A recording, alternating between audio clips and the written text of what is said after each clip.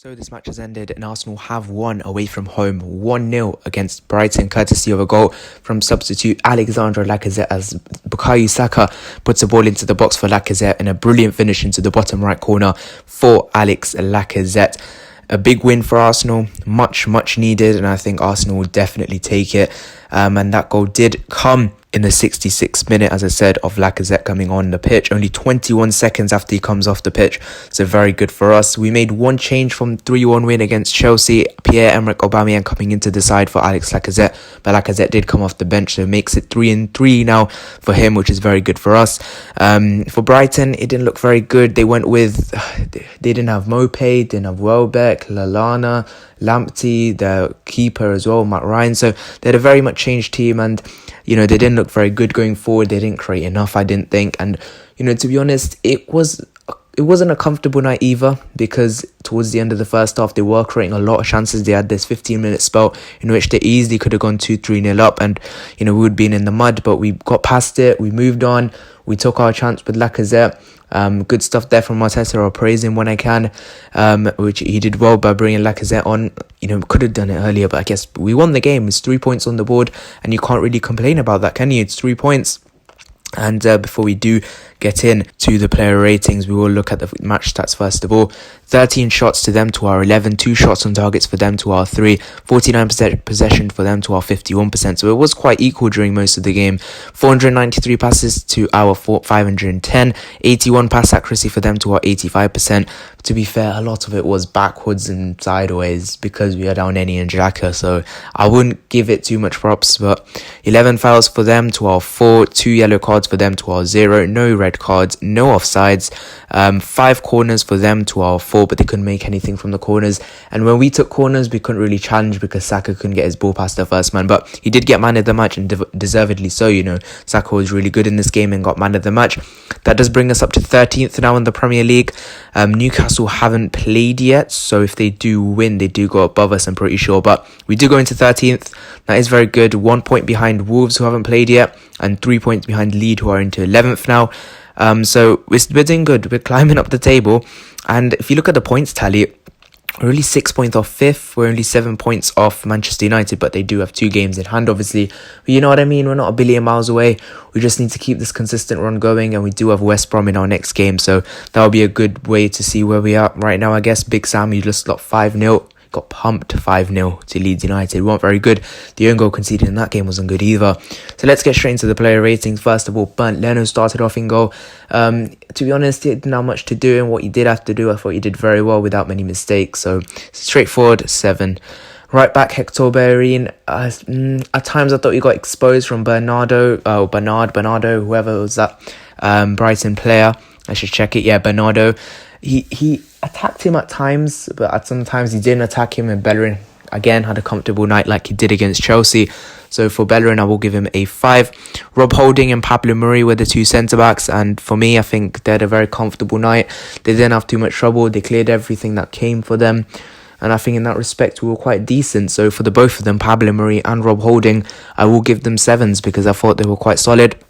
Kieran Tierney on the left-hand side, not as energetic as he was against Chelsea, but I think he was still making them runs. He was doing what we expect him to do, and that was very good, and you cannot complain, and we'll give him a 6. Moving into 2 midfield players, first of all, Mohamed Elneny. I didn't think that was the greatest performance from him, I'll be honest. It wasn't that great. It was backwards and sideways. Same for Xhaka, but Elneny made quite a few mistakes as well, which could have left that one mistake he made where McAllister could have bent it in that top corner, but he didn't, so Elneny got away with it. So for Mohamed Elneny in this performance, I'll give him a 4. Granit Xhaka next to him wasn't much better, to be honest, so I'll give him a 5. Again, Xhaka backwards and sideways. Didn't make many mistakes though, I guess, and he covered well for Tierney when he was forward, so you can't complain too much, so I'll give Granit Xhaka a 5. Moving into the 3, behind Aubameyang, first of all, right hand side, Bukayo Saka. As I said, got man of the match in this game, and why not?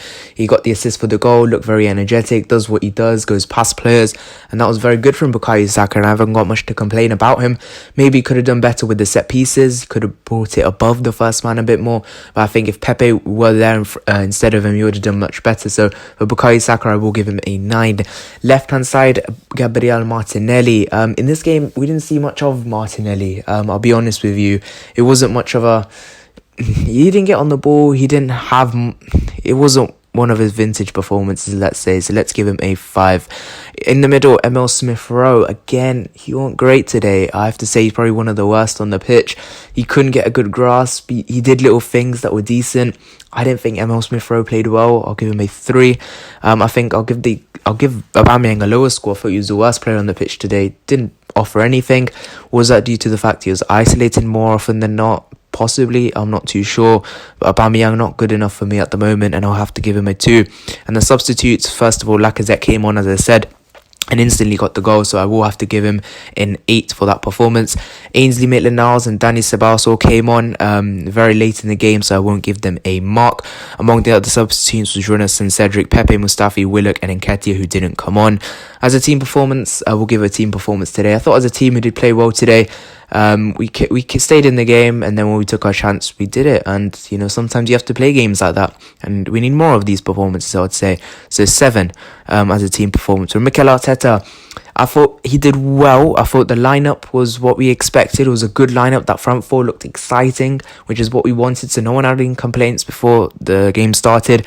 He made a good substitution with Lacazette to bring him on, so you have to give him props to that. So overall, Arteta, I think he did well in this game, and he did whatever he could do to win this game. So I will have to give Mikel Arteta an 8.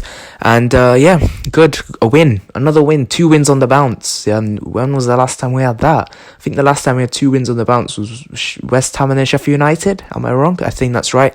2 wins in the league back to back. So it's very good for us, and we just need to again take this one into the West Brom game. West Brom, as I said, not really doing well. They're sitting 19th. Just got pumped 5-0 by Leeds. Yes, Leeds are more free flowing than us at the moment. But yeah, 1-0 to the Arsenal. 1-0 to the Arsenal, Graham Potter style. That's how we're doing it around here. And we are climbing up the table slowly but surely. But, if you do look at upcoming matches, we do have West Brom, Crystal Palace, Newcastle, Southampton. So I think they're all games we have to try and look to win before we play Manchester United, Wolves, Aston Villa and Leeds, and then Man City and then Leicester. So that's a tough run of games. So, we have to pick up some points in our next games, just to get ourselves up in the table, get through that January window, do some business, do some good business. We are looking at different players like in my Arsenal Transfer News daily videos. Hopefully we can sign some of those players and then push on and try and get into that top 4. And obviously the Europa League we do have also against Benfica, and hopefully we can try and get past Benfica as well. So things are looking a bit on the up so far. Positive stuff. We got a win, which is very good. Not vintage, not Arsenal style, not as free flowing as the Chelsea one, but a win is a win. 3 points I'll take. Let's move on. Thank you guys so much for watching. See you guys next one. Bye bye.